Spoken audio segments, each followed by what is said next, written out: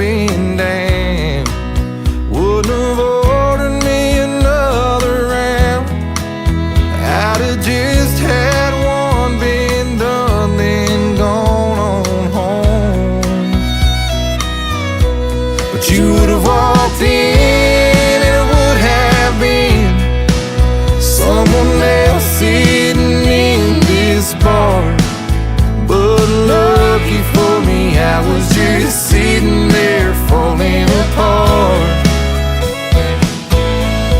We wouldn't have danced, you wouldn't have called. I'd have missed this chance to fall.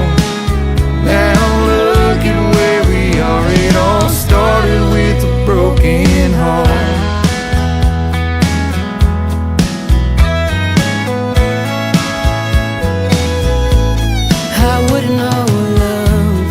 The kind that's true, if it went the way I wanted it to. If I done got it right the first time, then it would have been so wrong. 'Cause you would have walked in, and it would have been someone else sitting in this bar. But lucky for me, I was just sitting there falling apart. We wouldn't have danced, you wouldn't have called. I'd have missed this chance to fall. Now look at where we are. It all started with a broken heart over whiskey, loneliness and pain.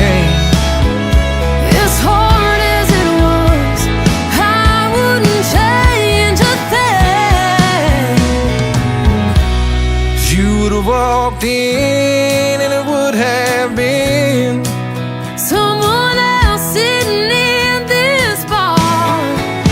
But lucky for me, I was just sitting there falling apart. We wouldn't have danced, you wouldn't have called. I missed this chance to fall. Look at where we are. It all started with a broken. Yeah, you got me in your arms. It's all started with a broken heart.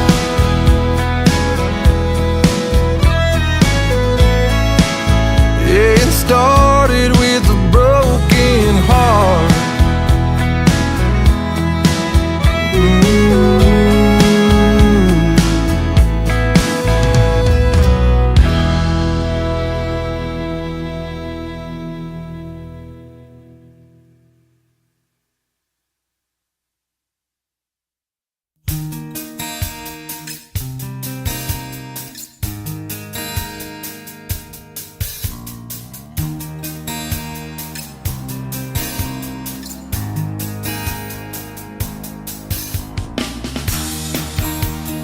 I'm just killing time,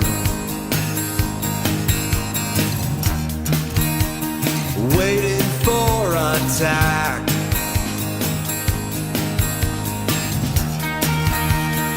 Waiting for that old blood moon to rise. You better watch your back.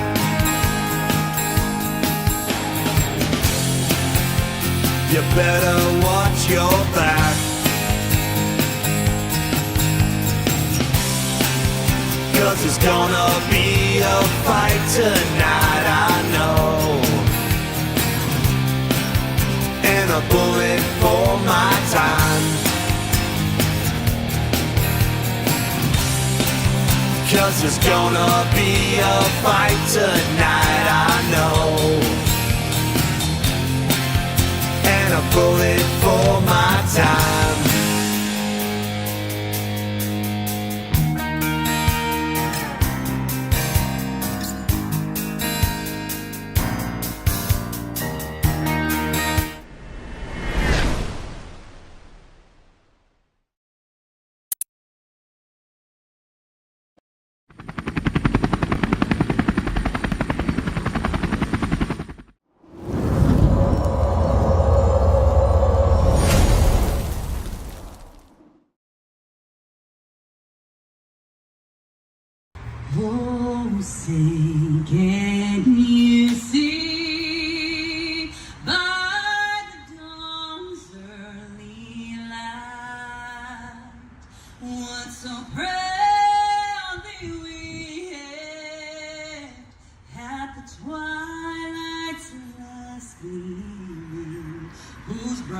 stripes and bright stars through the perilous fight. For the ramparts we watched were so gallantly streaming, and the rockets' red glare, the bombs bursting in air, gave proof through the night that our flag was still there. Oh, say does that star-spangled banner yet wave o'er the land of the free and the home of the brave?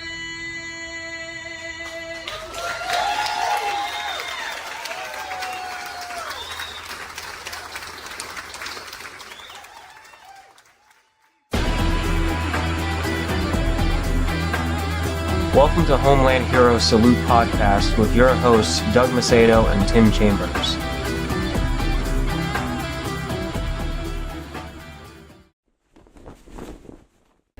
Welcome everybody. Welcome to another episode. I'm your host, Doug, and today we've got a special guest with us today, coming all the way from Tennessee. But before we introduce Jenn, I want to say thank you to all the viewers and listeners last episode. Thank you to our guests and everything. Without you guys, we wouldn't be where we're at.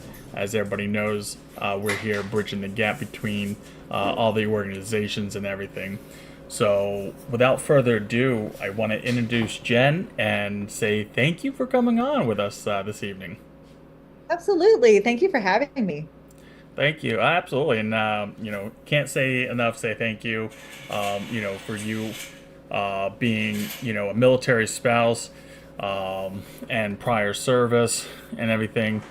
So going back, with your military career, you were in the military, you were a naval helicopter pilot for helicopters and all that.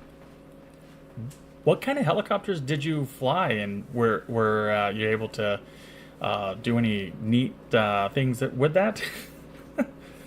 I flew the Navy's version of the Black Hawk. I flew the Seahawk. So we painted and we call it the Seahawk. It's the same exact helicopter. But I am on the small boys, so on the frigates, cruisers, destroyers. And so we move that tail wheel in. If you ever saw a 60, the tail wheel's out. We move it in because we actually fold the tail and fold the blades to push the helicopter into a hangar. So you can always tell a Navy Black Hawk if the tail wheel is moved in, because that means it's going to be able to fold. But I got winged 3 days after 9/11. So I was in the Navy, going through flight school. Yay, I'm going to have a good time in the Navy. I'm going to see the world. This is going to be great. It's going to be so fun. And right at the end of flight school, and I have a whole story because I was first in my class. I was the first person. I had beat everyone else in the class. I was going to be number one winger. So I was going to be the first female pilot they ever had in Japan. And I had made the bet with my CO when I had first started my advanced training. I said I would like to have orders to Japan. And he said, Jenn, they've never had female pilots in Japan before. They're not ready for them. And I said, well, that's where I want to go. And he goes, if you're first in your class, you'll go to Japan. I said, okay. And so like 2 days before I was supposed to, no, not even, like 4 days before I was supposed to get wings, September 10th, I go into his office and I'm like, so what's it looking like? And he goes, you're first, you're going to Japan. I'm like, awesome. And so I'm done flying, I'm sleeping in, and my mother calls me. And my mom's from Queens, New York, and she says, turn on the television. And I turned on the TV just in time to see the second plane hit. Wow. And I was like, oh my goodness. I knew when the second plane hit that it wasn't a mistake. Yeah. And I knew when those planes were supposed to be coming from Boston to LA, I knew they had the most fuel. So I knew right then. And so I hung up the phone, and the bases were all locked down, and even our CO called us, and we all had to meet at a Waffle House. And because we were all winging in 3 days. And he said, you know, your family can still come to your winging. And he looked right at me, and my maiden name was Mitchell. So I heard all the Top Gun jokes all the time. So he looked at me and said, Mitchell, you're not going to Japan. They need you in San Diego. And I said, okay. And so I was winged 3 days after 9/11, made it up to ground zero about a week after that, just to see some family and to see it before I shipped out to San Diego. And I got there about midnight and walked up to a cop. And I asked him where I could get a New York PD patch. And he said, all the stores are closed right now. And I said, well, I'm a Navy pilot and I'm about to ship out to San Diego. And he said, you're a pilot? And I said, yep. And he ripped it off his coat and he handed it to me. Wow. With that, I still have it. And so I went right out to San Diego, right to SEER school, and then started what they call it the RAG at the time. I think it's called the FRS now. I flew the Seahawk for the first time. And you just went to the needs of the Navy. Yeah. I didn't know what this aircraft did per se, because this is not what I had selected. But the Bravo is the everything aircraft. Since you're the only plane on these small ships, you do everything, which is spec ops, which is vertical replenishment, which is vert reps, which is missing and if people go overboard. You do medical evacs. So I was in Iraq my first time in 2003, and we were part of the initial invasion to Iraq. And my call sign was Yoko because I broke up the band. So first female in the squadron, like Yoko breaks up the Beatles. And I remember flying up. There's a river that takes you up into Baghdad. And I remember flying up and I'm like mapping out points because we're on NVGs and we can see things in the river and they're solid landmarks. Mapping them out. And my crewman, who's probably like, I'm 24 at the time and he's 10 years older than me, says, Miss Mitchell, I'm nervous. And when he said that to me, I said, should I be nervous? Like, that's the first thing I thought. I was like, is he saying that I'm not a good pilot, or is he saying that he's nervous because of where we're at? And I was like, okay. And so that's the first time I actually like looked up at the situation. Right? Because when you're in training and you're training so hard and you're just kind of putting your head down and learning, there was so much to learn about that helicopter because it's secret. I had to learn in a skiv, right? Because there's so many things I had to learn all these secret, like I tell people, you don't get a chance to go, oh, where am I at? What am I doing? You don't get that moment. It's like you're constantly training, you're constantly learning, you're constantly working out.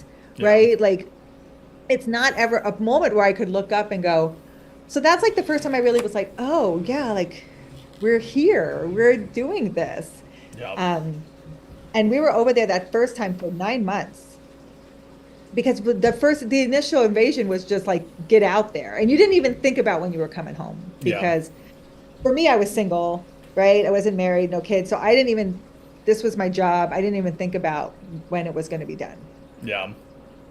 And then, so it was exciting. I told you it was exciting. I did all the things people see on TV and all the things like people like want to, you Jack Carr and Navy SEALs and all the things, right? Like all the things you dream of, Tom Clancy, I did all of them, right? And I knew as a woman, I was setting a precedence for how people were going to perceive me. So I always made a point to say, I don't care how you feel about women in the military, but I will never be your example for why women shouldn't be in the military. Yeah. And so I made a point. I always lifted a man on my shoulders. I always made sure I kept up with everybody when it came to PRTs running. I made sure my running was strong because I knew if we crashed and the SEALs came in, my pace is going to set the tone for how fast we can get out. Yeah. Right. I took all of that very seriously. And I just always made a point to I knew that I was going to be looked at for how I could do this job. Yeah. And I tell you all the time, I had the best experience. I think when people are good at your job and you know what you're doing and you're pulling your weight, you don't need any special treatment. I can lift a guy, I can get you out of the helo. You get me out, I'll get you out. I know my stuff. Right. I think as long as you both feel comfortable and you got each other's back, we're all in this together. I Yeah. never, right? And so, but it was a lot. Like I tell people, I feel like I spent my 9 lives. There were plenty of times I get back to that deck of that ship and kiss the ground. Yeah. It was a different time. And I think being young, I didn't really think of my, my mortality. I was just kind of like, yeah, I'll do it. Yep, I got it. I'll do it. Yep, I'm there. You don't think about how much you're sleeping. You don't really think about how much you're eating. You're just kind of like, yep. And you just keep doing it. And so came home for about 8 months, went back out again with with the Tarawa, and that is a LHA, a flat deck amphib. Yep. And that on that ship, I was part of the air department. So I worked in the tower, Yeah. like mini boss. So when the pilots are flying and they have emergencies, they want a seasoned pilot who can talk you through your emergency and things along that nature. And that's kind of like your Navy appreciation tour, because I was in the Navy, but I had no idea what ships did. Yeah. Right? Like, so that's when I learned to be like an OD and how do ships traverse, the ocean, and how do they talk to each other, and how do you hail each other? Like, I learned all of those things. Like, I'm in the Navy, but I'm a pilot. I don't know. Yeah. And I met Scott on that. I met my husband on that deployment. And again, I think we were out there for 8 months, and that was another great deployment. That was Enduring Freedom. And then when we came back from that, I was already done with my commitment, and my commanding officer was awesome. And I was highest ranking female on that ship, which was like another, again, we had like, my first ship, we had 7 women. We were like the Magnificent Seven, right? This ship was like one of the ships that had the most women in the Navy. And I'm highest ranking woman on the ship. So again, I'm always trying to like set that example and show people and I would have talks with the XO all the time, because girls would, ensigns, young officers, people get in trouble. And he'd be like, how can I handle this? And I'd be like, you handle it like they're officers in the military. You handle it like they're soldiers in the military. Will you stop? Like, don't treat them any different. This is where the problem comes in. Yeah. Like, not your daughters. This is women who are serving in the armed forces, and you treat them like anyone else in the armed forces. So we'd have those conversations all the time, because people, we have this Western mentality, and I know, because I went to SEER school, right? Yeah. I know guys answer questions, they pull me out and hit me, and that would get the guys more worked up than even if they got hit. Yeah. Right. But I you're kind of teaching the higher ups too how to work with you and treat women in the military.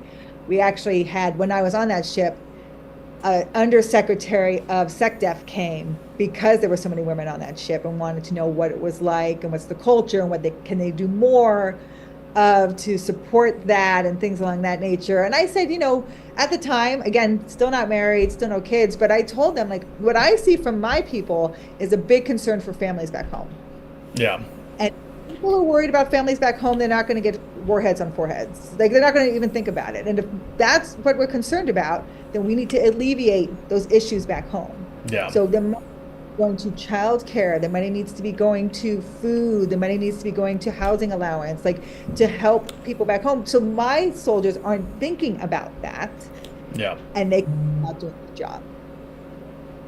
And I remember, like, she even quoted me in some congressional meetings. But that was, I felt like at the time I had done 8 years, and Scott and I were getting more serious, and I knew parents that were on the ship, and I could see them like kissing their kids goodbye. And I thought to myself, that'll never be me. Like, Yeah. if I'm going to have a family, I want to be home with them. And it's one thing for a man to go, but it's another thing for a woman to go. And I know, as much as I was a forward charger female in the military, I wanted to be a mom, and I wanted to be a mom at home with them. So I got out after 8 years, and we were married like 6 months after that. Wow. So I mean, so you've been there, done that, got the T-shirt. As everybody, I mean, as I know we used to always say, but it's like been there, done that, got the T-shirt. And some of us that, we even say, well, we even got the shrapnel to prove it. Well, to prove it. I've got 12 discs out of 24 discs in my back, mildly bulging and herniated from an injury, and it's like, yeah, and you're never going to be the same. But I mean, at least I have something to show for it. As my grandfather would always say, he would be like, "Well, don't spend all your money in one place and not have anything to show for it." Well, when being in and getting injured, it was like, well, I got something to show for it. And he would always just kick up laughing, and he'd be like, "You still got the sense of humor." And I'm like, "Yep, I still do." And he's like, "That's good, that's good." As we were talking before, it was like, telling you, about my little history of my background, and backgrounds in my family is all military, and a lot of us were in and did our part. And that's like having a sense of humor after going through some of the things that we had to go, some of us had to go through. It was like, having that sense of humor is, and be able to laugh and, think of this times. It's like, it's always good, So you being deployed, how many times did you deploy when you were in? Twice. And as you were saying, it's like you did a lot of the, flying of different aircrafts and stuff. Did you ever fly one of the what they call them, like small birds? So just the Bravo is all I flew, but I do have a great F-14 story, if you want to hear it. Yes, absolutely. So I got the Navy scholarship to go to Penn State. So when I was in high school, like I always knew I wanted to be a pilot from a very young age. My parents are both cops in the military. That's how they met. My mom was one of the first female security police officers. And so that's why, like, when I told people I wanted to be a pilot, my parents never flinched. It was like, okay, that's what you want to do. But my dad's a big guy. My dad was the high school football coach. My dad's really big. He played football for Indiana. Like, he's a big dude. And he always made me feel like, you can do it, Jen, but you got to do it. It can't be he's like, you just have to make sure you're out there doing it and proving it. And yeah. But you can do it. Like, it made me feel very confident myself. So when I went, I was in their Air Force. And so I always saw the Thunderbirds. And I'm like, I'm going to be a Thunderbird, right? I'm going to be a jet. And then when I went for the Air Force scholarship, they said I had to major in math. And if I changed my major, I'd lose my scholarship. And I'm like, I don't know if I want to major in math. And one floor up was the Navy. And the Navy was like, we don't care what you major in. And I'm like, woo, I'm going Navy. Sign me up. Sign me up. And so I got the Navy scholarship to Penn State. And between your junior and senior year of college, you're a midshipman, and they send you to what you might want to do in the Navy. You get to go on your, like a midshipman tour. And yeah. I wanted to be a pilot, and they flew me to the USS Eisenhower out in the Mediterranean, which was forward deployed. And so they had all these aircraft on this aircraft carrier. They attached me to the helicopter squadron because they had female pilots in the helicopter squadron. But I didn't even know the Navy had helicopters. I thought that was an Army thing. I was like, what? I want to fly jets. Yeah. Well, this is 1998, right? Like, this is like before women were really even, they had just let women into combat. Like, there were a couple Navy jet pilot women, but there weren't a lot. And they definitely weren't in the Jolly Rogers, and that's the skull and crossbone F-14 squadron, right? And that was the squadron on my ship. And I'm like, I'm going to fly in an F-14. I don't care. This is my dream, and this is what I want to do. So yeah. I went into that ready room on an aircraft carrier, and I sit in the very front row. And if you know nothing about a ready room, that's like the CO's chair, the XO's chair, the OPSO's chair. And I just sit in there, and the CO's standing there, and he goes, in very colorful words, what the are you doing here? And I said, sir, I want to fly in an F-14. And he's like, I don't care what you want to do. Get out of my ready room. And I said, no, this is my dream, and I'm not leaving. And he goes, what school do you go to? And I go, Penn State. And he goes, Big Ten, you're flying. Because he went to Indiana, and it's in the Big Ten. Nice. That moment when he return like that, all the dudes in the squadron were great with me. Yeah. And I got to fly in an F-14 off a carrier, the only midshipman they let do it. I sat in the back seat, just like Goose, and it was amazing. Got the cat shut off the carrier. We flew for an hour and a half. We broke the sound barrier. The CEO went up in his jet. He played the Indiana fight song over the radio. It was amazing, right? F-14 off. I mean, in the Med, it was everything you dream of. I came in, we caught the trap, and I'm like, this is it. I'm the F-14 pilot. This is it. I'm gonna do it. I'm gonna go all the way, right? And 2 days later, I'm in the helo because I'm attached to the squadron as a midshipman. So every morning I could go in there and pick what flight I wanted to hop on, and at least.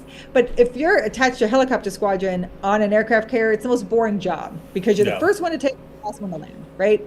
You fly like what they call the starboard D, so you're on the right side of the ship, just flying in a circle. Yep. Basically waiting for something to go wrong, right? Well, something went wrong when I was in starboard D. All of a sudden we heard aircraft in the water, and 2 F-14s had hit each other, and it happened to be the guy I flew with 2 days ago. And they were dogfighting, and they clipped wings, and my pilot made it back to the carrier, but the other one went into the water. And so we went out there. I'm a midshipman in college. I don't know anything. I don't even know what protocol is. I'm backing up in this helicopter. 2 search and rescue swimmers, right? One jumps in, and they get the NFO. Goose, right? The guy in the back seat. He had broken his leg 90 degrees the opposite direction. Wow. And he get him up into the helo, and he's yelling, and they're splinting his leg. And we get to the aircraft carrier, and I help carry him off because they're going to flight him over to Turkey to save his leg. And he looks up at me. I don't think he even knew I was there, right? And he said, when I heard the rotors coming, I knew I was going to be okay. Yeah. And when he said that, I said, I'm going to be a helicopter pilot.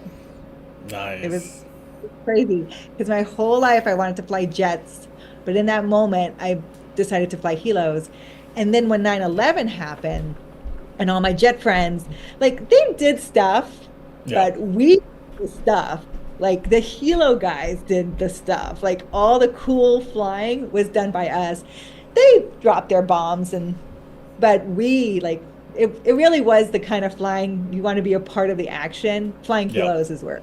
Well, I mean, yeah, because I mean, you'd be the ones that the fighter jets would be the ones that are just screaming over and dropping the bombs, unless you're a warthog, then you will come down in. But the helicopter pilots are going to be the ones that are going to be able to come down, land, pick up, take off, come down, land, drop off, do everything that they need to do, and that's like the exciting part of it.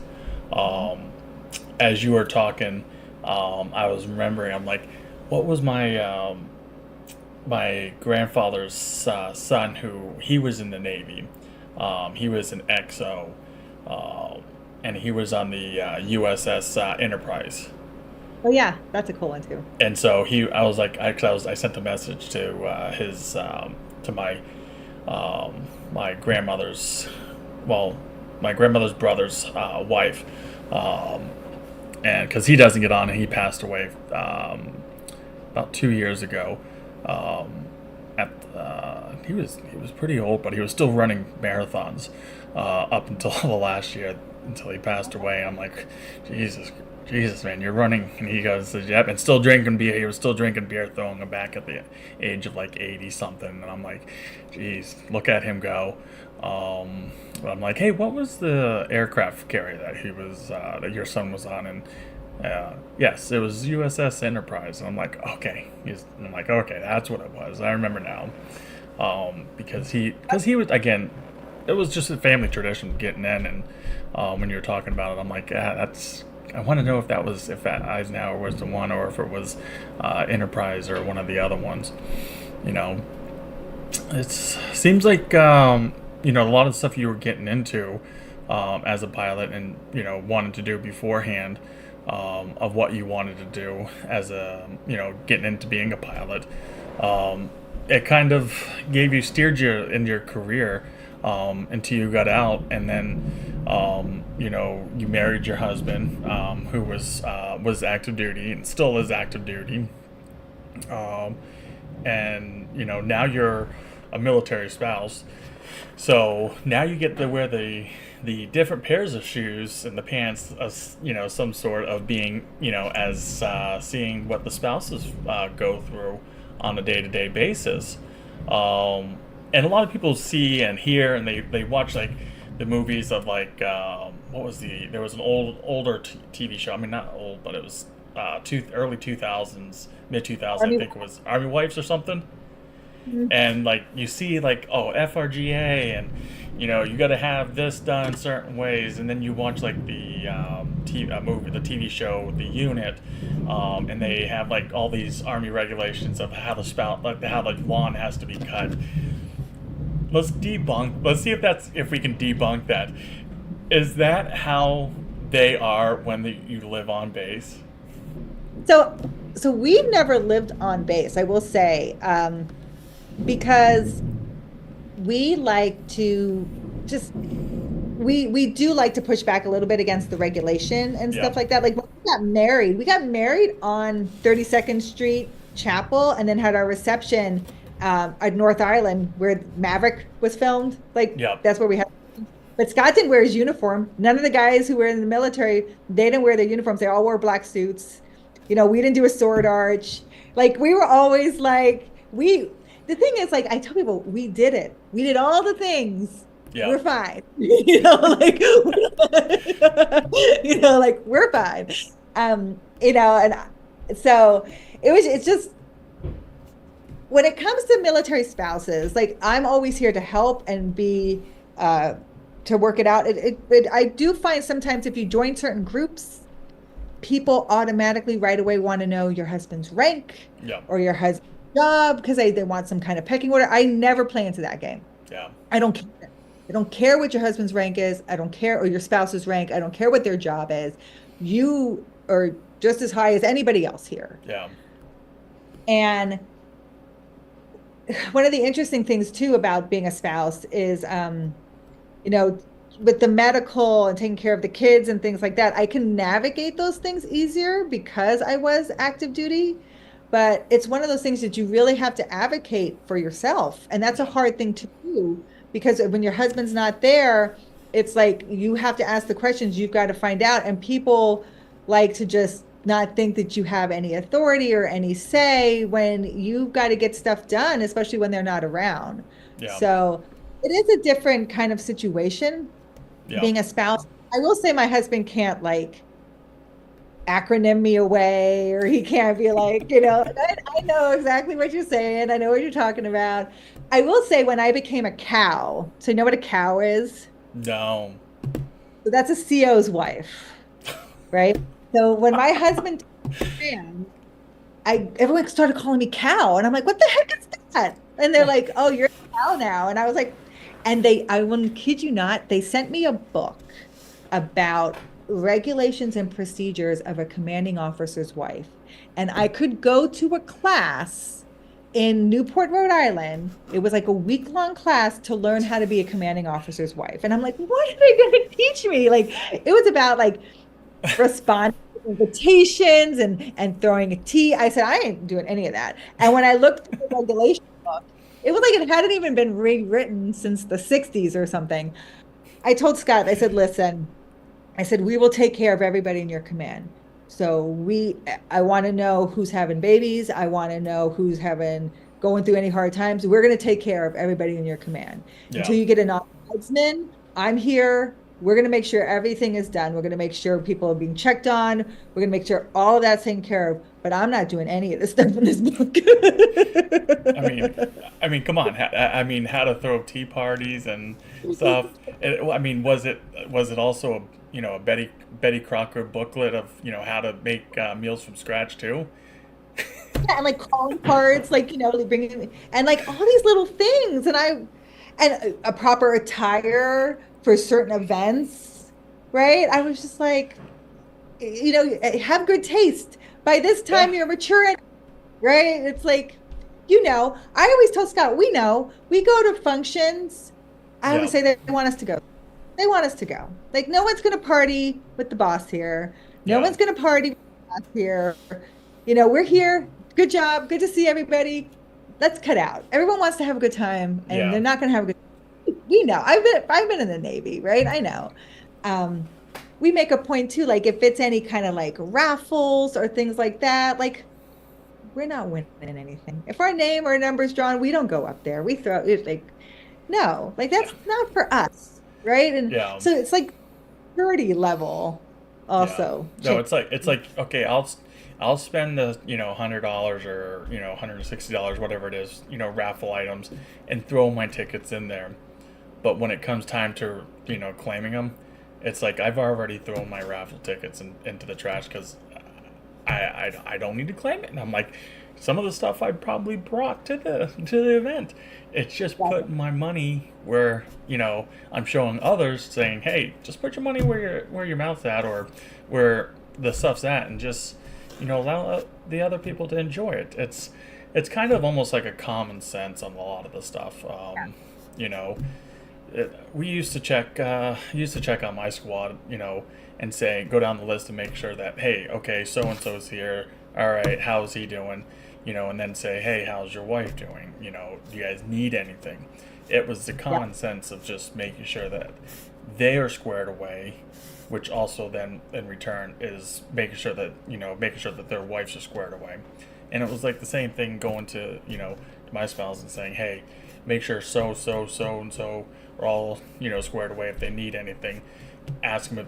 Just let them know you can help them out and get it to them. It's some of that common sense again that it's there. I don't need a book to tell me. That's how I felt like, and so like you said, like it was just 100% making sure your people are taken care of, and to the point that it's so interesting. Like I would always, I knew there were new sailors, and it's Thanksgiving, and they don't have anyone around.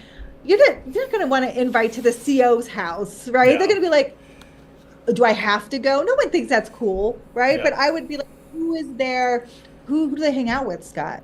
Like who's like make sure everyone's taking care of each other. They don't need Yeah. to invite from, but should we buy gift cards for turkeys? Should we bring a lot of food in and people can grab stuff? Like those kind of things. Like making it easy for them Yeah. to enjoy and really do have that morale boost without feeling like this kind of rules and regulation. Yeah. But to your point, like I knew everyone's marital status. I knew how many children they had. I knew if their children were sick and when I got out of the Navy, that was the biggest rude like awakening. Because when I got into the corporate world, you're not supposed to ask that or know that about anything. Right? Unless they tell you that's not what taking care of your people is Yeah. like in the. So I always tell people I kept my mouth shut for a year after I got out of the Navy because I went right into pharmaceuticals, and it's a very female dominated industry. And I went from a very male dominated industry, and I did not know how to communicate with people without like using colorful words or just telling it like it is and getting the job done and being very direct. And I appreciate that. I appreciate not beating around the bush and let's just get the job done. And well, I learned that that's not how it works in the civilian world. So I just kept my mouth shut for a year and watched how people communicated and talked to each other. Yeah, no, absolutely. And I mean, sometimes I even think my wife. I feel like my wife should have been in, because she's direct, right to the point. She does not beat around the bush. She goes straight through it and will go straight for the jugular, if she has to. I want to get into talking about what you do with the veterans nowadays. You do like it's like the pinup of for the World War II pinup type deal, and you visit these veterans in like the nursing homes, the VA hospitals, stuff like that. Can you give us some information regarding that? So rewarding. So it all led to, when I got out of the Navy, I had the GI Bill. We talked about this. I went back to school, got a master's degree of history. We still move. And I'm like, what am I going to do with this master's degree? I can't get a job because we move so much. And Scott, my husband, was like, let's start a YouTube channel. And so Walk with History was started. And I take you to the location, how to visit with your family. History is in your own backyard, state parks, national parks. And so I tell you what happened there. The heroes of history, how does it impact you today, what they did. I really make a point to tell you how to think, not what to think. So you can decide what you think. I tell you how the primary sources have come out. Yeah. Doing that, and we also did the podcast Talk with History. They kind of coincide with each other. Yeah. I the radar of this nonprofit called Pinups for Vets. And Pinups for Vets is a nonprofit calendar that they do every year, and every calendar girl is a veteran from the military, and they get a full makeover of 1940s makeup and hair and clothing, and they do a photo shoot, and their picture is for each month of the calendar. And then those pinup ambassadors can go, or they're asked to go, take these calendars for free, because every calendar that's bought is they make another one for free. And it's all a nonprofit. We visit the VA hospitals, the VA homes, the VA nursing homes. And for me, that has been the most rewarding thing I never knew I needed to be a part of. Yeah. Because I went to the Kentucky, no one had visited Kentucky. I did the Kentucky VA home there and saw 100 veterans and dressed pinup. Some of them never get visitors. And I went into their rooms, I signed their calendars. They're so happy to see somebody. And I'm dressed 1940s, and they just love that. And they want to talk about their service and where they're from and what they did. And I love that conversation. And I've met World War II veterans. I met Vietnam veterans. I met Korean War veterans. And I just love the conversations and the way the face lights up when I walk in, that the calendar's for free. And I sign my month. And I'm like, hey, Navy pilot Jenn. And they're like, I usually get, you're a pilot? And I'm always like, yeah. So I always like having that conversation too with them. And it's just so great to give back to the generations that came before us. Because I think about, where will I be in the next 50 years?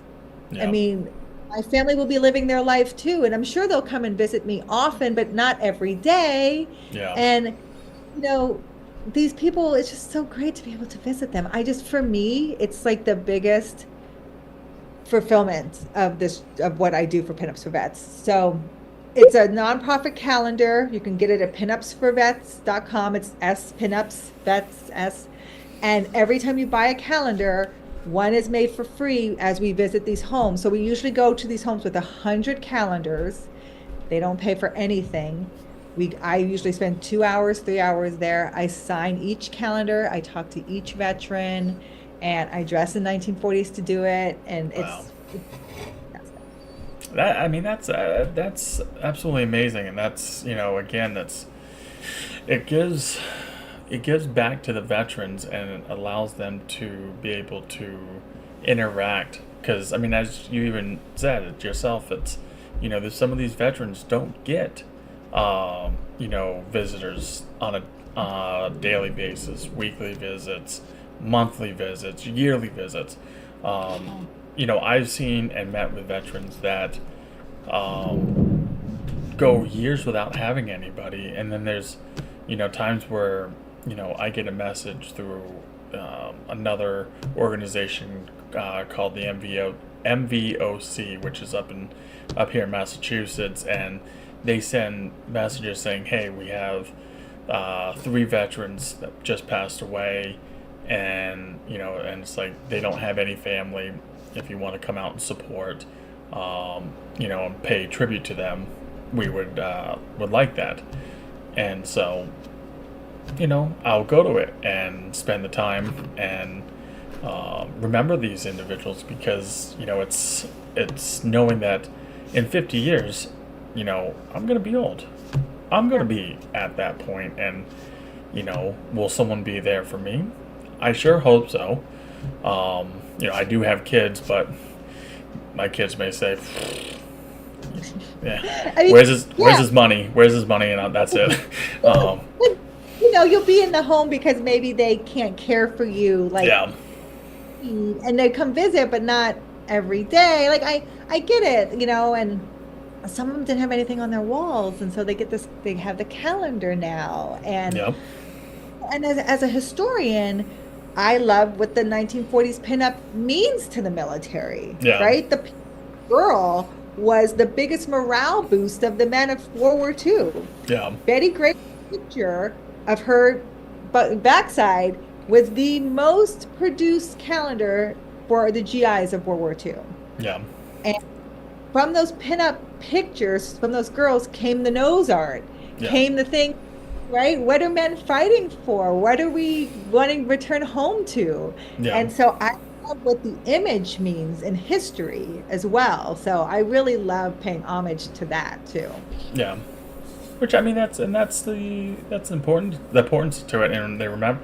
I mean, keeping on the tradition of that, let alone, be able to, give the veterans that did fight during that time to be able to say, "Oh, I remember that." And gives them the time to be able to even tell stories about it, because some of the guys, like I even met, I'm like, they start talking about it, how like, oh, they painted the this on the front of their plane, or they had this, and then they're like, oh no, well, I also had this picture that was in my bunk, which on a Navy ship, it's like there's not much room anyways, and they talk about it, and they're like, that was the only thing that they had there to kind of give them some kind of happiness, other than the letters that they would send and receive.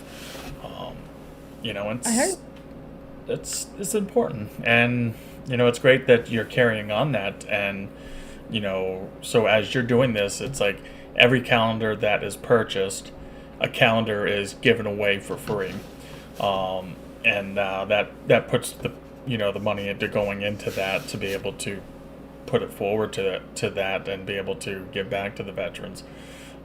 So any of the viewers, we're going to have that stuff pinned up down below, so if you guys want to definitely support and help a veteran out and be able to give back to a veteran, this is one way to do it, by a cheaper way to be able to do it. Which the calendars, what are they running at? I think they're $19 or $17. Yeah. And the free. So yeah, and every woman in the calendar is a veteran, and I think it was like 200. I'm trying to think of how many years of service between all of us. There's like a ton of service in the 12 months, and there's 2 Purple Hearts. January and December are both Purple Hearts. There is a colonel. There's an Army colonel in there. There's a girl who was in the Marine Corps for 25 years. Like, I'm the only Navy. So I miss October since it's the Navy's birth month. So if you're looking for Navy, there's only one, and that's me. So I miss October. Are they doing swimsuit magazine, swimsuit calendar for the women? With the veteran Army veterans, flusking their muscles or having the dad bods nowadays. Yeah, you know what? I don't know what the women's side.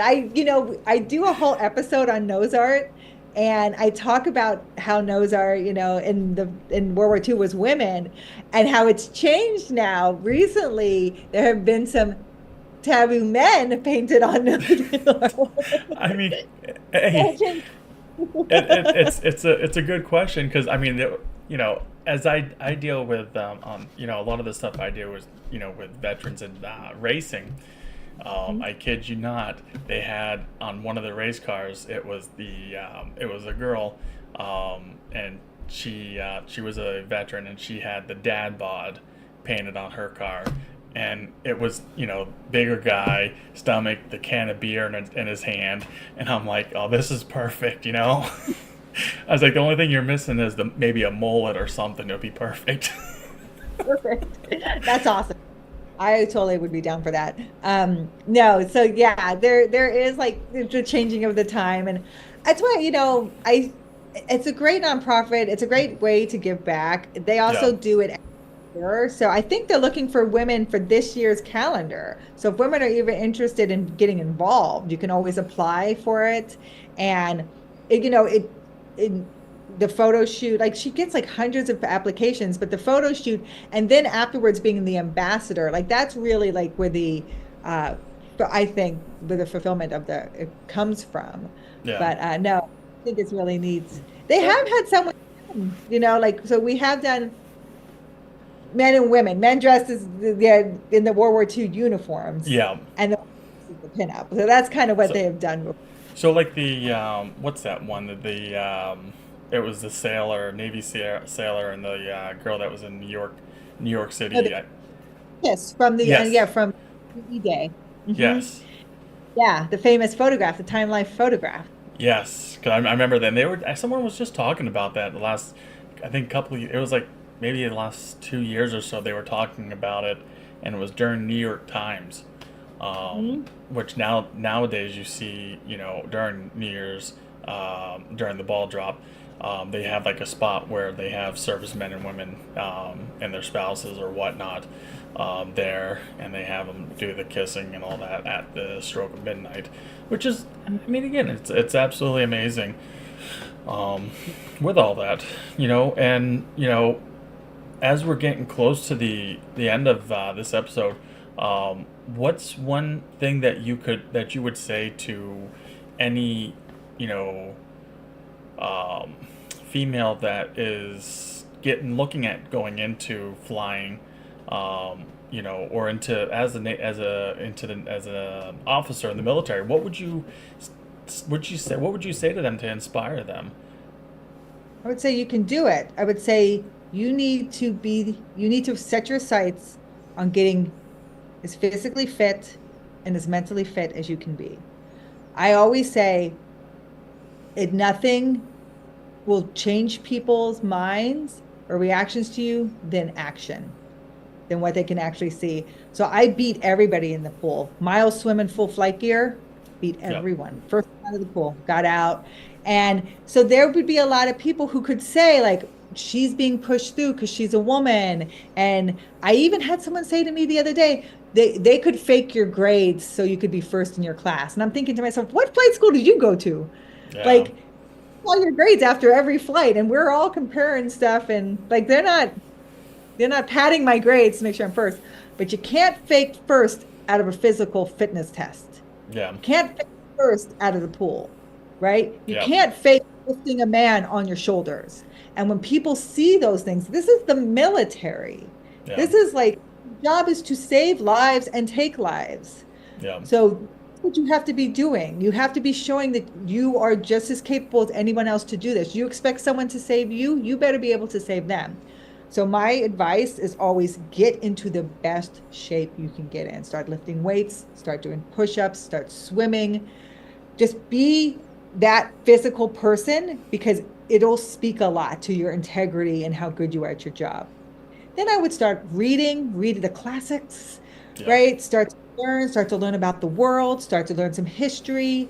And just, you want your mind to be just as developed as your body. Yeah. So you're an ambassador to America. You always are, representing America wherever you are. So it's best to be mentally and physically fit. And that's my advice. If you want to do it, it's there for you. What an opportunity to be trained to be a pilot in the United States Navy, like all that training and money, and I did it, right? I wear those wings there, right? And people always say, I think I remember I was at the post office once, and the postman was like, "Oh, you were in the Navy?" And I'm like, "Yeah." He goes, "What did you do, admin?" I said, "No, I was a pilot." He goes, "You were a pilot?" I said, "Yeah." I said, "My husband's in the Navy." He goes, "He is?" I go, "He does admin." The shoes were reversed. Now, this is later, but it was just funny. That's awesome. And I'm hoping that as I tell people as well, it's like I always tell everybody, don't ever let anybody tell you that you can't do something. Nope. Prove them wrong. Go back and show them that they were wrong. Because that's what my grandfather always said to me. He's like, don't ever let anybody tell you you can't do something, or tell you that you're not capable of doing it. And that was always my thing, and it still goes to this day, and it's like the same thing I tell my kids. You know, my oldest is 16, gonna be 17 this year. He wants to join the Marine Corps. I said, well, do it. Just, don't ever let anybody tell you can't do something. And don't ever just give up, just for the bare minimum. Always, strive for excellence. So far he's doing it, and, and he's hopefully will graduate and go in. Yeah. But never push him to tell. I don't ever tell him to ever. You have to go in.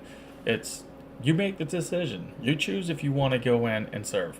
And so far he's making the choices, and he does the junior ROTC now. That's so great. So Well, your own passion will drive you. Your own passion, if you want it bad enough, if you want something in life bad enough, your own passion will drive you to excel, to be that thing. yeah, So I always say, if you want it bad enough, you will find a way to do it and to be the best at it. yeah, But don't let anyone tell you what you think. Don't Yeah. let anyone tell you who you are. If people want to know those things about you, have them ask you. I love how people try to tell people who they are and what they think, especially today, Yeah. day and age. No one gets to do that. yeah. Only you know who you are and what you think. Absolutely. So we want to say thank you for coming on this evening, and thank you for telling us your story about your background and everything, and wish you the best of luck with everything, and definitely would love to keep in contact and see where things will lead, and get us to maybe meet up at one point when I'm down that way. So. Well, great. Thank you for having me on. This was so great. I don't get to talk military that often. It's like my past life. So thank you. I appreciate it. You're very welcome, and everybody, until next time, we will see you later.